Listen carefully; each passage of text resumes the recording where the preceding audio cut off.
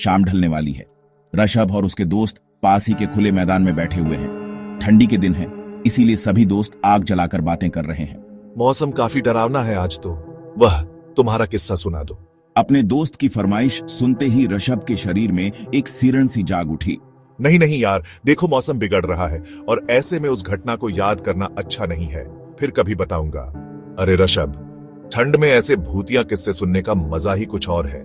और सच बताऊं, सच में बहुत ज्यादा मन कर रहा है कि तुम्हारी वह कहानी सुनूं। ठीक है, लेकिन डरोगा तो नहीं? नहीं नहीं। वो बारिश के दिन थे। हम 3 दोस्त अनिमेश, अमर और मैं छुट्टियों का लुफ्त उठाने जंगल की ओर निकले थे। भाई, सारा सामान पैक कर लिया। कैंपिंग के लिए टेंट्स हैं, कुछ सूखी लकड़ियां ले ली हैं जलाने के लिए, और बहुत सारा खाना भी। तू वो तो नहीं भूला? अरे वो कैसे भूल सकते हैं। क्या हुआ अमर, इतना खामोश क्यों? कुछ नहीं यार, बस ऐसे ही अंदर से अजीब सा लग रहा है, मानो कुछ गड़बड़ होने वाली है हमारे साथ। यह है तो कैसी गड़बड़? आगे मत जाओ बेटा, आगे खतरा है। कौन सा खतरा बाबा? जानवरों से हम नहीं डरते, यूं ही हमारा रास्ता मत रोको। और वैसे भी खतरा कहां नहीं होता, विनाश काले विपरीत बुद्धि। चलो ऋषभ, आ जाते हैं कहीं से। अमर, बूढ़े बाबा का कहना हमने टालना नहीं चाहिए। ओहो अमर, तुम भी ना। ज्यादा से ज्यादा क्या हो सकता है? हवाएं, जानवर। अरे हम निकल आएंगे, जीव से डरो मत। थोड़ी देर बाद वह तीनों खुले मैदान में पहुंचे। उन्होंने कैंप के लिए जगह ढूंढी और कैंप लगा लिया। तीनों बड़े मजे से पार्टी कर रहे थे, तभी अचानक वातावरण बदलने लगा। तेज ठंडी हवाएं चलने लगीं, जिसकी वजह से उनकी लगाई हुई आग भी बुझ गई। धीरे धीरे बारिश बढ़ने लगी। हवा इतनी जोर से बहने लगी कि उनके बनाए टेंट भी हवा में उड़ गए। तीनों को कुछ समझ नहीं आ रहा था। तीनों जीप में जाकर बैठे। बारिश की वजह से तीनों भीग चुके थे।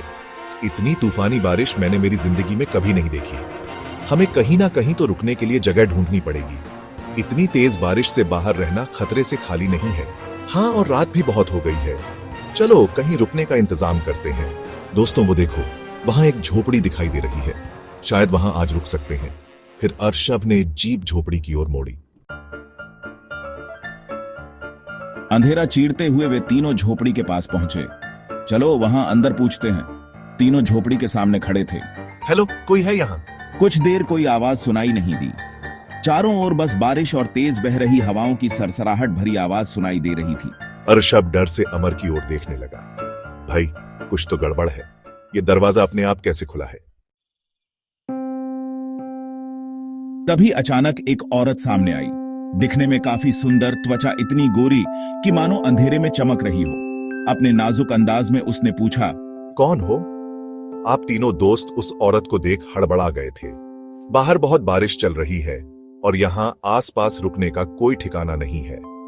तभी आपकी झोपड़ी दिखाई थी, सोचा कि यहां मदद मिल सकती है। लेकिन कोई बात नहीं, हम कहीं और चले जाते हैं। रुको, आप यहां रुक सकते हैं। तीनों एक दूसरे को देखने लगे। निर्णय लेना काफी कठिन था, लेकिन अकेली औरत और बिन बुलाए 3 लोग। घर में और कोई है या नहीं, यह जानने के लिए अमर बोला, आपके घर में कोई है? आपके पिता, भाई या आपके पति? वुमन, वीओ, मेरी अभी शादी नहीं हुई। और रही बाकी लोगों की बात, वह अभी आते ही होंगे। तब तक आप यहां रुक सकते हो। वैसे भी मेरे पापा कहते हैं, जंगल में भटके लोगों को छोड़ना नहीं चाहिए। अमर और अनिमेश तो बिना देरी किए झोपड़ी के अंदर चले गए। ऋषभ को बाहर से दिखाई दिया कि अंदर काफी अंधेरा है, बस एक लालटेन जल रहा है। लेकिन जैसे ही ऋषभ ने झोपड़ी के अंदर कदम रखा, वह अंदर का माहौल देखकर दंग रह गया। कमरा काफी साफ सुथरा था। उस औरत ने लालटेन और तेज कर दिया, जिसकी वजह से कमरा अब साफ साफ दिखाई दे रहा था। ऐसा कहकर वह औरत दूसरे कमरे में चली गई। कुछ ठीक नहीं लग रहा है। मुझे अजीब सी घुटन सी महसूस हो रही है। जंगल में इतने दूर एक अकेली झोपड़ी में इतनी सुंदर औरत, और इत्तेफाक की बात है वह अकेली है। हमें निकलना चाहिए दोस्तों, यह जगह ठीक नहीं है। अरे यार, तुझे तो चांद में भी दाग खोजने की आदत है। उनको कोई प्रॉब्लम नहीं तो हमें क्या? संगीत अंदर के कमरे से एक अजीब आवाज आई, जैसे कुछ काटा गया हो। यह आवाज शायद वह औरत कुछ काट रही है, लेकिन ऐसे मानो कोई बड़े से छरे से वो कुछ काट रही है। अनिमेष की आंखों में भी अब डर साफ झलक रहा था। ये लीजिए, भूख लगी होगी ना। और उन तीनों के हाथ में खाने की प्लेट्स थमा दी। तीनों आश्चर्य से हैरान थे, क्योंकि उनके मनपसंद के व्यंजन उस औरत ने बनाए थे। यह तो मेरे फेवरेट पकौड़े हैं और मेरे मनपसंद छोले भटूरे। आहा! अर्शब तो दंग था, क्योंकि उसके मनपसंद दही भल्ले उस औरत ने बस 5 मिनट में बना दिए थे। ये कैसे हो सकता है? इसको कैसे पता कि हमें क्या चाहिए? आहा, क्या टेस्ट है, बिल्कुल मेरे मनपसंद होटल जैसे। बिल्कुल सही कहा। दोनों खाने में मग्न थे, तभी ऋषभ ने कहा, दोस्तों, मैं जरा बाहर होकर आता हूं। ऐसा कहकर ऋषभ बाहर चला गया। बाहर तेज बारिश चल रही थी। पास की एक पेड़ के नीचे ऋषभ पेशाब करने लगा। उसे आसपास की झोपड़ियों में किसी चीज की सरसराहट सुनाई दी। वह काफी डर गया। क्या हो सकता है, कोई जानवर या फिर? और उसी वक्त एक छोटा सा लड़का ऋषभ के सामने आया। अंधेरे में उसका चेहरा स्पष्ट नहीं दिख रहा था, लेकिन एक गुर्राहट सुनाई दे रही थी। तभी आसमान में बिजली चमकी और ऋषभ ने वो लड़का साफ साफ देखा। उसका भयानक रूप देख ऋषभ के पसीने छूट गए। वो जोर से चिल्लाया और पीछे हटने लगा। वो किसी चीज से टकराकर नीचे गिर पड़ा। वो चीज कोई और नहीं बल्कि एक बड़ा सा शैतानी इंसान था। वह इंसान ऋषभ को ही देख रहा था। उसका घिनौना चेहरा देखकर ऋषभ के पैरों तले जमीन खिसक गई थी। अर्शब वहां से भागते हुए झोपड़ी में पहुंचा। अंदर जाते ही उसने देखा कि कमरा पूरा बदल चुका है। जहां साफ सुथरा था, अब वहां गंदगी है और किसी सड़ चुकी चीज की बदबू आ रही है। और उसके दोस्त अमर और अनिमेष खाना खाने में दंग थे। अब प्लेट में पकवान नहीं बल्कि मरे हुए कीड़े मकोड़े और मेंढक थे, और दोनों ही उन्हें बड़े चाव से खा रहे थे। 1 मिनट, ये क्या है? अरे तुम ये क्या खा रहे हो? अरे फेंको, तू पागल हो क्या? इतना बेहतरीन खाना फेंक दे। चलो, तुम्हारी प्लेट उठाओ या फिर मैं खा लूं।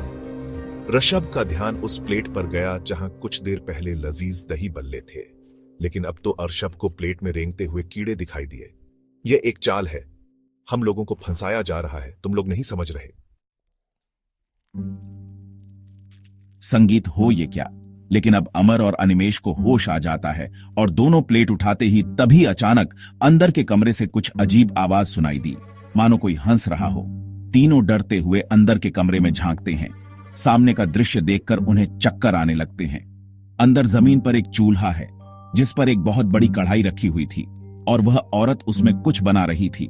कमरे में कंकाल और इंसानी हड्डियां और तांत्रिक साधना की अजीब सी चीजें मौजूद थीं। ओहो हो, अफसोस सम्मोहन टूट गया, वरना आज तुम तीनों का गर्म खून पीने के लिए मेरे पिता और भाई बाहर कब से राह देख रहे हैं। कोई बात नहीं, सम्मोहन नहीं तो होश में सही, तीनों का शिकार तो होगा ना। उस औरत का जिस्म बदलने लगा। वो बूढ़ी होने लगी। उसका गोरा रंग बदलकर काला होने लगा। चेहरे पर बुढ़ापे की झलक दिखाती झुर्रियां उसको और ज्यादा भयानक दिखा रही थीं। ऋषभ उसके पैर उल्टे, यानी वो उल्टे पैरों वाली चुड़ैल थी। संगीत चुड़ैल तीनों की तरफ तेजी से बढ़ी। तीनों घबराकर झोपड़ी के बाहर आ गए और जल्दी से जीप में बैठ गए।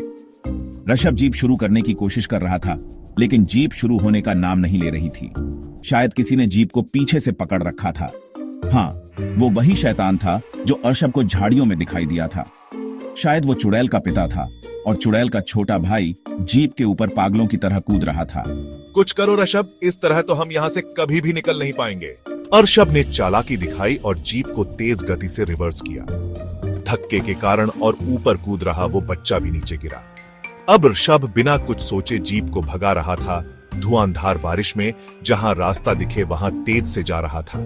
ऋषभ, देखो, वो चुड़ैल हमारे पीछे आ रही है। और ऋषभ को दिखाई दिया कि वो चुड़ैल अब उल्टे पैरों से भागते हुए उनके जीप का पीछा कर रही थी। वह काफी डरावना दृश्य था। चुड़ैल की गति इतनी तेज थी कि थोड़ी देर में वो जीप के साथ साथ दौड़ने लगी। दोस्त, शायद यह हमारा आखिरी सफर है। मुझे भी वही लगता है। नहीं, हमें कुछ नहीं होगा। अमर, तुझे ड्रॉअर में हनुमान जी की तस्वीर दिखाई थी, याद है? उसे बाहर निकालो। अमर ने जल्दी से हनुमान जी की तस्वीर बाहर निकाली और साइड में भाग रही चुड़ैल को दिखाई। साथ ही में ऋषभ ने साउंड सिस्टम पर हनुमान चालीसा भी लगा दी। जैसे ही चुड़ैल की नजर हनुमान जी की तस्वीर पर पड़ी, उसकी आंखें जलने लगी और वो जंगल में भाग गई। कुछ देर के बाद जीप जंगल से निकलकर शहर के रास्ते चलने लगी। तो भाई, यह थी मेरी कहानी। ऋषभ, तुम तो काफी हिम्मत वाले इंसान हो यार। मैं तुम्हारे साहस की सराहना करता हूं। हम केवल भगवान की वजह से बच पाए थे। मुश्किल घड़ी में वो हमेशा हमारे साथ होते हैं।